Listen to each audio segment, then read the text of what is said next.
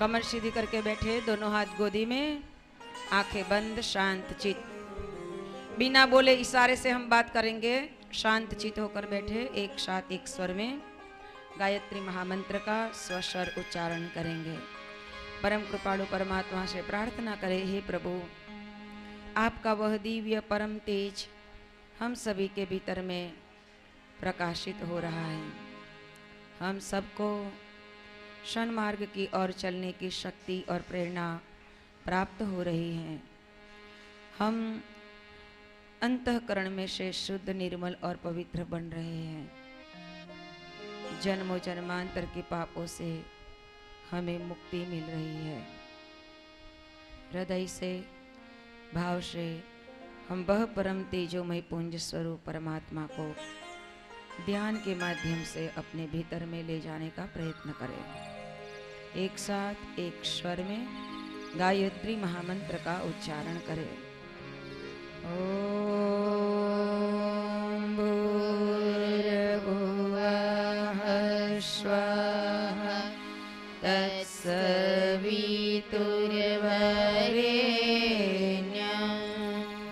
भर्गो देवस्य धीमहि धियो यो नः प्रचोदयात्।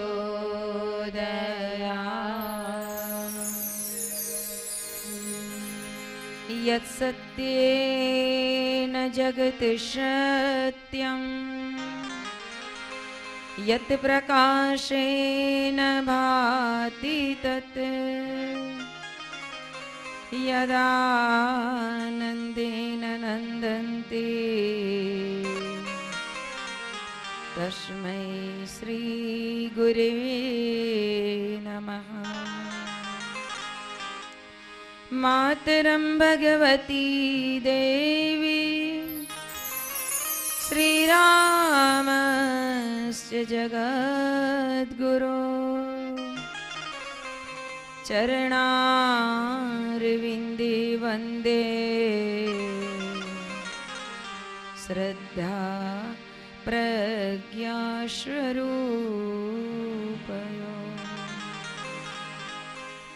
अभीप्सितार्थसिद्ध्यर्थं पूजितो यः सुरासुरे, सर्वविघ्नहरस्तस्मै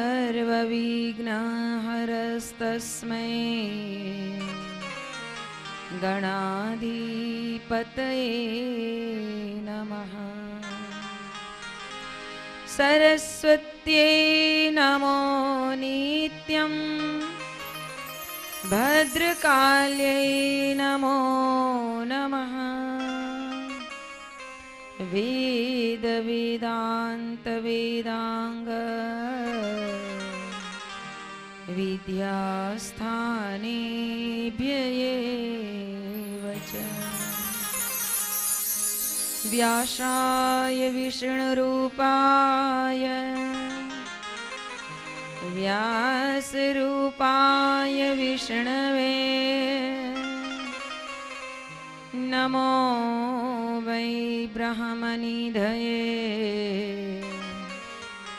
वासिष्ठाय नमो नमः। या देवी सर्वभूतेषु प्रज्ञारूपेण संस्थिता, नमस्तस्यै नमस्तस्यै नमस्तस्यै नमो नमः। नमस्तस्यै नमो नमः। परम पूज्य गुरुदेव, परमन्य माता जी, आदेश शक्ति, वेद माता, देव माता, विश्व माता, माँ गायत्री के पावन सानिध्य में आज कन्या कौशल्य शिविर का चौथा दिन मंगल प्रारंभ हो रहा है। आज से हमारे बीते हुए दिन ज़्यादा हो गए और बचे हुए दिन कम हो गए। अब हमारे पास सिर्फ आज का दिन ना गने तो एक ही दिन बचा है। हमारी धीरज पूर्वक ये यात्रा, ये शिविर बहुत अच्छी तरह से चलती चलती आज चौथे दिन में प्रवेश कर रही है। संसार में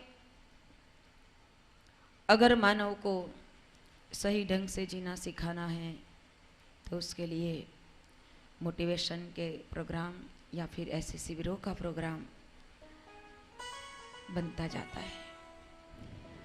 अब इस समय में थोड़ा मॉडल युग आ गया है, इसलिए इसका नाम भी चेंज हो गए। उसको मोटिवेशन बोलते हैं या फिर शिविर के माध्यम से चलाते हैं। ऋषि मुनि यही बात को हमारे संसार में सत्संग के माध्यम से या फिर अनुष्ठान के माध्यम से हमें जीने सिखाने का तरीका समझाते थे। आज अगर सत्संग शब्द का प्रयोग किया जाता तो हम सब बच्चियों को ऐसा लगता कि तो फिर यहाँ पर हमें नहीं जाना चाहिए, हमारी मम्मी को जाना चाहिए, है ना। अगर सत्संग का प्रयोग किया होता तो शब्द रचना में अगर हम चेंज लाते हैं तो मानस की मानसिकता में कई सारा बदलाव आ सकता है तो एक ही बात, लेकिन जैसे मानव होते हैं उसी तरह से उसको ये बात को समझाने का प्रयत्न किया जाता है।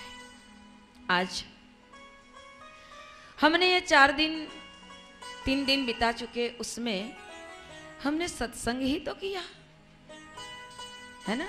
सत्संग का मतलब क्या है? सत्संग, इसकी संधि अगर अलग की जाए तो सत्संग, अच्छा संग, सत्य का संग, सत्य का संग, संत का संग,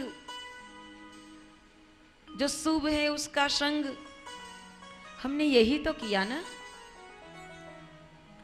लेकिन इससे हमें जीवन जीने की कला बहुत अच्छी तरीके से मिली कि नहीं मिली? मिली ना।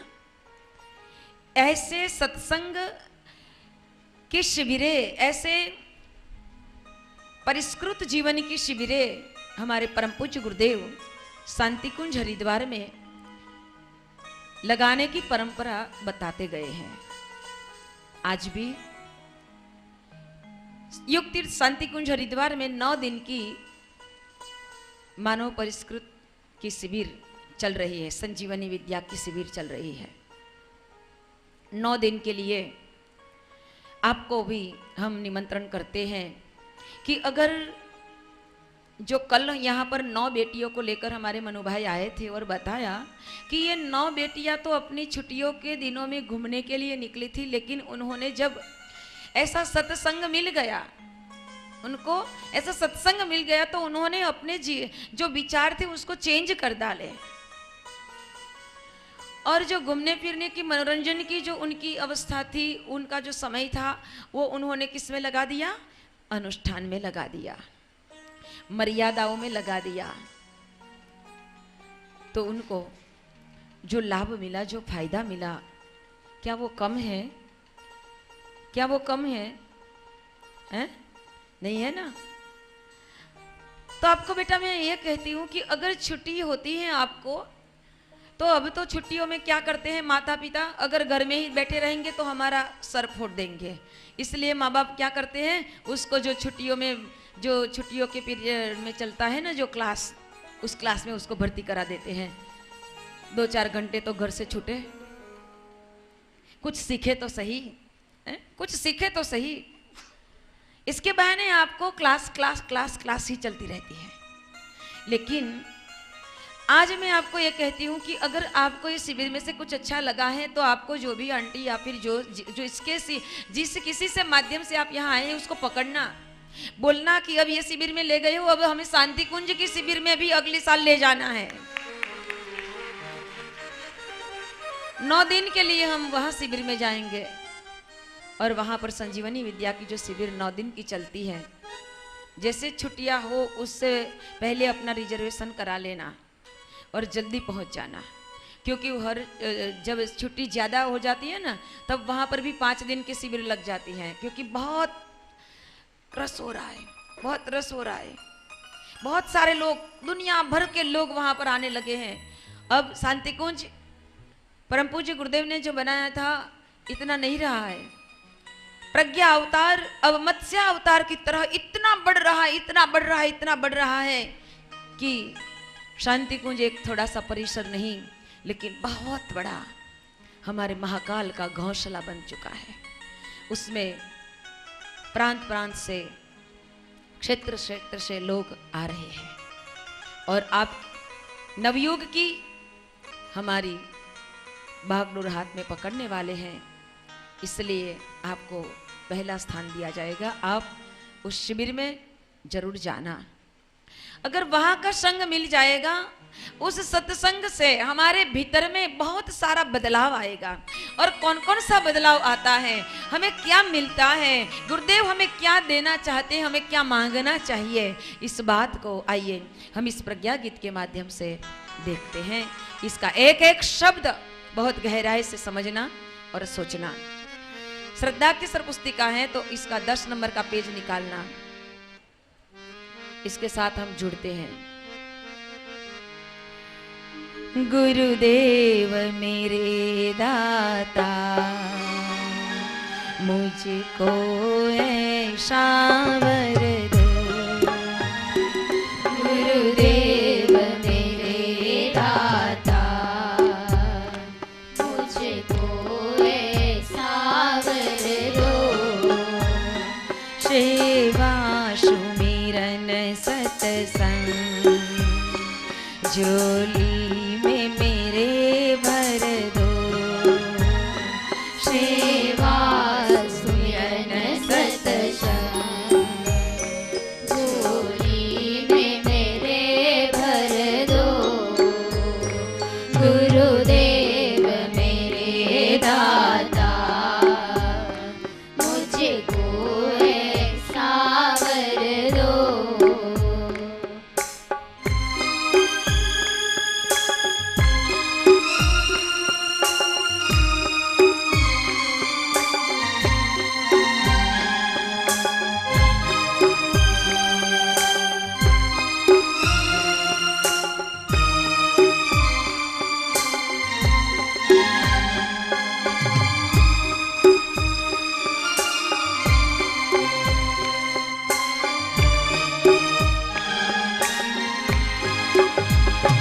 नफरत जो करे हमसे, उनसे हम प्यार करें।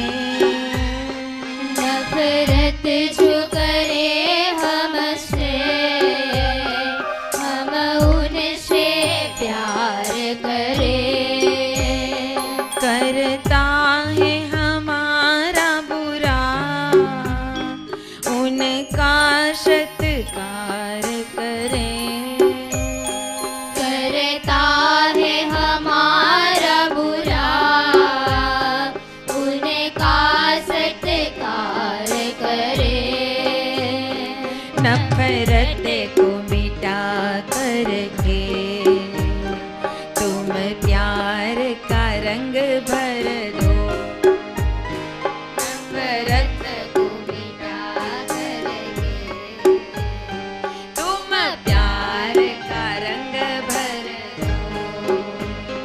गुरुदेव मेरे दाता, मुझको ऐसा वर दो। गुरुदेव मेरे दाता, मुझको ऐसा वर दो।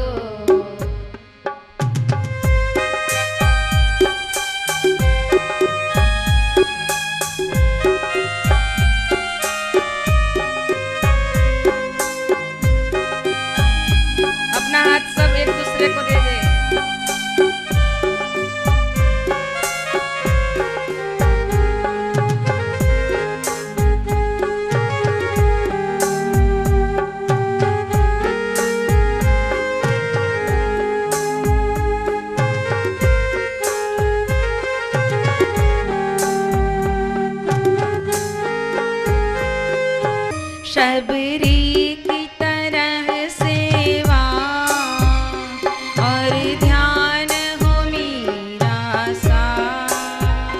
सबरी की तरह सेवा और ध्यान हो मेरा सा। श्रद्धा हो तुलसी सी और बोल कबीरा शाह। श्रद्धा हो तुलसी सी और बोल कबीरा सा। ए अर्ज करे प्रेमी सतगुरु पूरन कर दो। ये अर्ज करे प्रेमी सतगुरु पूर्ण कर दो। गुरुदेव मेरे दाता मुझको ऐसा वर दो। गुरुदेव मेरे दाता मुझको ऐसा वर दो।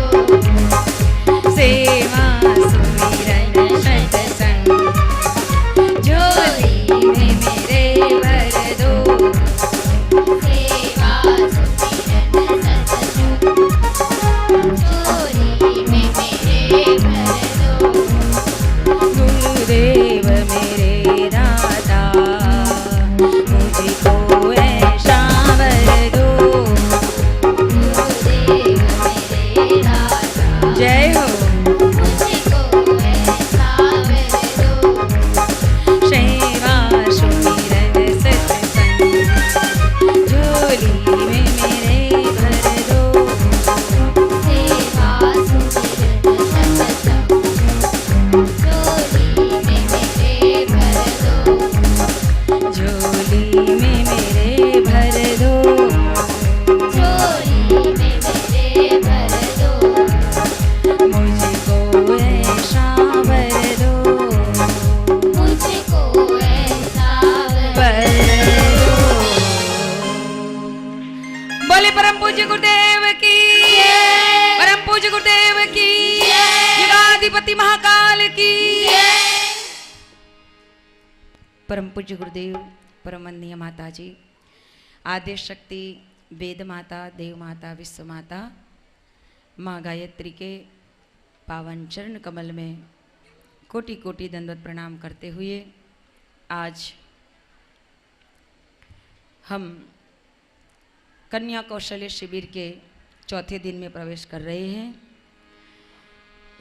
इन शिविर के लिए जिनके भीतर में भी वह प्रेम जागा, वह हमारे परम आदरणीय श्रद्धेय मनु भाई, शारदा बहन और अन्य क्षेत्र से आए हुए हमारे सभी देवतुल्य परिजन भाई और देवी स्वरूपा माताओं बहनें और प्यारी दुर्गा शक्ति स्वरूप हमारी प्यारी प्यारी बच्चियाँ, साथी भाई बहन, आप सबके भीतर में विराजमान वही परम चैतन्य स्वरूप परमात्मा को हम कोटि कोटि वंदन करते हैं। आप सभी का अभिवादन करते हैं। स्वागतम स्वागतम स्वागतम। आज का पहली क्लास का मंगल प्रारंभ कर रहे हैं। ध्यान रहे बेटा, हमें प्रभु ने बहुत अच्छा अवसर दिया है। सबके जीवन में एक टर्निंग पॉइंट आता है, जो इस टर्निंग पॉइंट में खड़े रहकर समझने का प्रयत्न कर लेता है कि मुझे कौन सा रास्ता चुनना है, और अगर हम उस रास्ते पर चलने का प्रयत्न कर लेंगे जो हमारे जीवन के लिए सही है। परम पूज्य गुरुदेव कहा करते थे कि बेटा, हमारे जीवन में दो रास्ता आता है, एक श्रेय मार्ग है और एक प्रेम मार्ग है। श्रेय मार्ग पर चलने वाले लोग, ध्यान सबका यहां पर रहना चाहिए।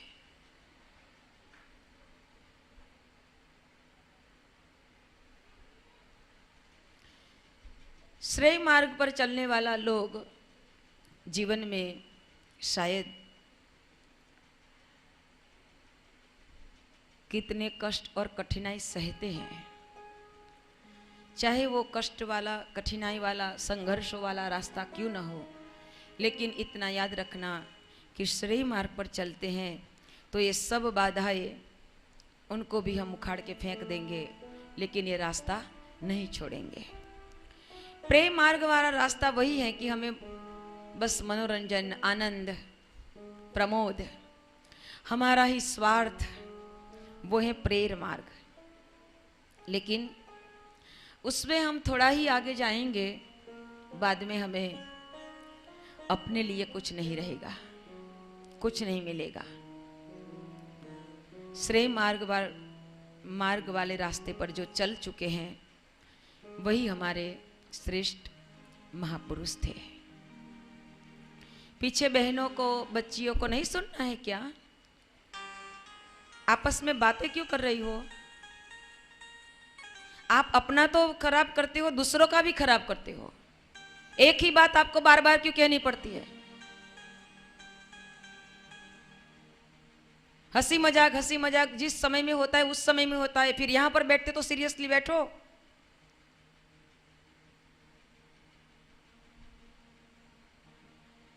अब यहां से जब तक नहीं छूटो तब तक आपको कोई बात नहीं करनी है। जब हम आपको पूछे तभी आपको बोलना है। ये अनुशासन है, ये मर्यादा है, और ये हमारी पहली बैठक ऐसी है, आपके जीवन में ये पहली बैठक ऐसी है कि इससे हमें कुछ सीख लेना है। अब भी वो देखो नीचे मुड़ी करके क्या करे, टटार बैठ, वो खंबे के पास आगे बैठी है, वो बहन जी घूम रही है वहां पर। सबको वहां नहीं देखना है, आप इधर देखो।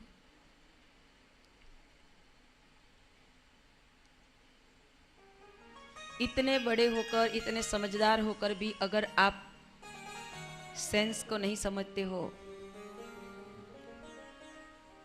जो सेंस से नहीं रहता है उसको क्या कहते हैं? समझ लेना कि हम क्या हैं अगर आप नहीं रहते हैं तो। अभी किसी को भी डॉक्टर की जरूरत है तो डॉक्टर जो यहाँ पेड़ के नीचे बैठता था, वो डॉक्टर साहब बी विंग में रूम नंबर 004 में उपलब्ध है। जिन किसी को भी डॉक्टर की जरूरत हो तो वो वहां जाके मिल सकते हैं। हमारी जब लिंक चलती है तब यहाँ पर कोई सूचना भी देने ना आए, और यहाँ आगे पीछे भी कोई गुमा मत करे। जो हमारी चलती है लाइन उसे चलने दो। बच्चियां भी बातचीत मत करना। इतना सारा खर्चा, इतना सारा मेहनत, इतना पुरुषार्थ, इतना सब कुछ किया है किसके लिए? आप लोगों के लिए। अगर आप ही नहीं समझ पाओगी तो इसलिए ध्यान रखें।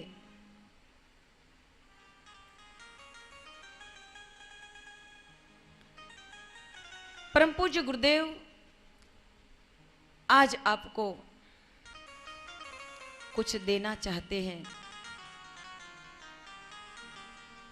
इसलिए आपको यहां बुलाया है।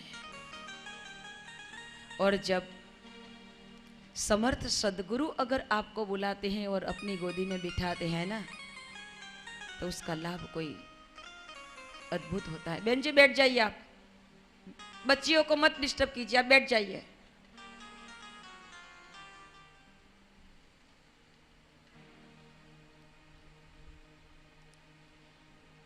जिसके पास मोबाइल है स्विच ऑफ करके रख दो। जिसके भी पास ईमानदारी से मोबाइल है स्विच ऑफ करके रख दो। अभी चालू में कोई भी बात मत करो।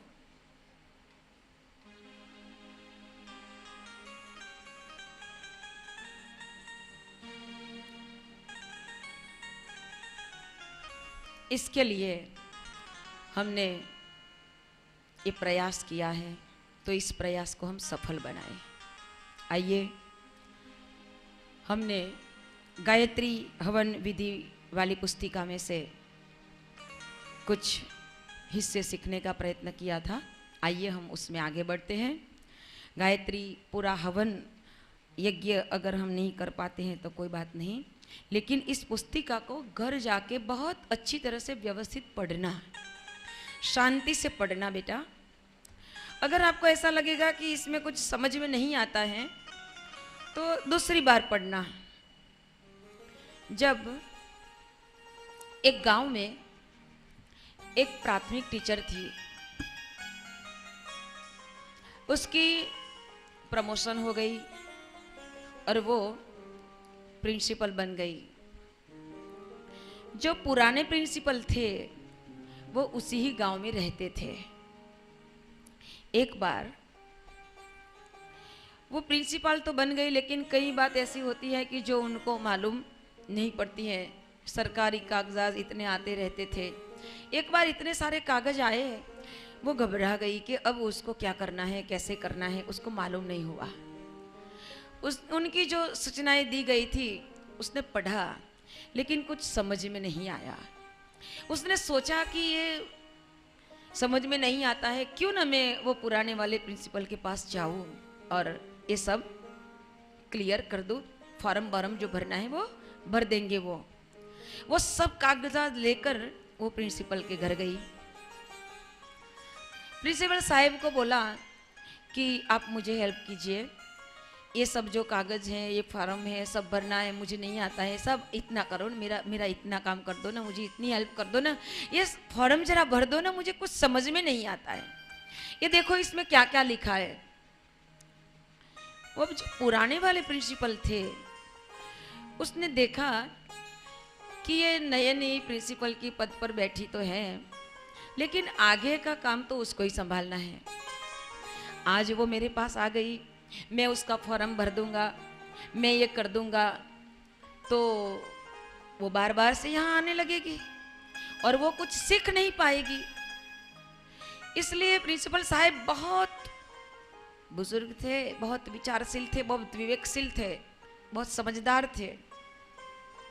उन्होंने इस प्रिंसिपल को कहा कि बेटा देखो, तो तू प्रिंसिपल बन गई हो और मेरी तो उम्र भी ज़्यादा हो गई है, मुझे अच्छा दिखाई भी नहीं देता है, मैं अच्छा पढ़ भी नहीं पाता हूँ। ऐसा करो कि मैं यहाँ सुनता हूँ, तू इसे पढ़ के दिखा, पढ़ के सुना मुझे।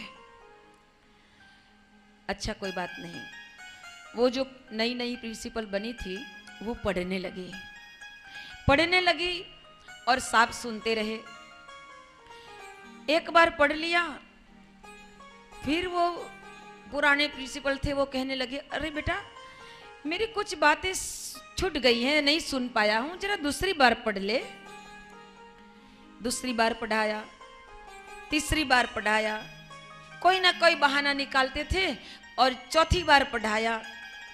फिर पांचवी बार पढ़ने को जब प्रिंसिपल ने कहा तो वो कहने लगी, अब मुझे पूरा समझ में आ गया है सर, मैं जा रही हूं। अब मुझे पूरा समझ में आ गया है, अब मैं जा रही हूं। आपको भी मैं ये कहती हूं, अगर एक बार पढ़ने से आपको कोई बात समझ में नहीं आती है तो दूसरी बार पढ़ो, दूसरी बार समझ में ना आए तो तीसरी बार पढ़ो, चौथी बार, पांचवी बार जब पढ़ोगे तो उसका हर एक अर्थ आपके हृदय से निकलने लगेगा और पूरी बात आपको मालूम हो जाएगी, पूरी बात। ये यज्ञ का विधि विधान